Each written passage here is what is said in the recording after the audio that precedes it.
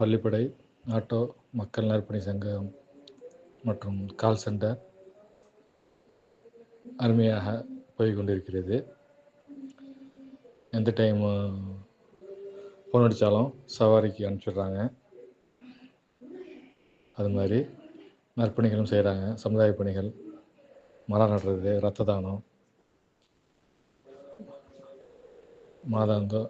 மாதந்தோறும் ஏழை எளிய மக்களுக்கு உணவு வழங்குதல் மற்றும் துக்க நிகழ்ச்சிகளில் கலந்து கொள்கிறது மற்றும் நல்ல விஷயங்களுக்கும் துக்க விஷயங்களும் எல்லாத்துக்கும் நின்று செய்து வருகிறார்கள். வரவேற்கத்தக்கது.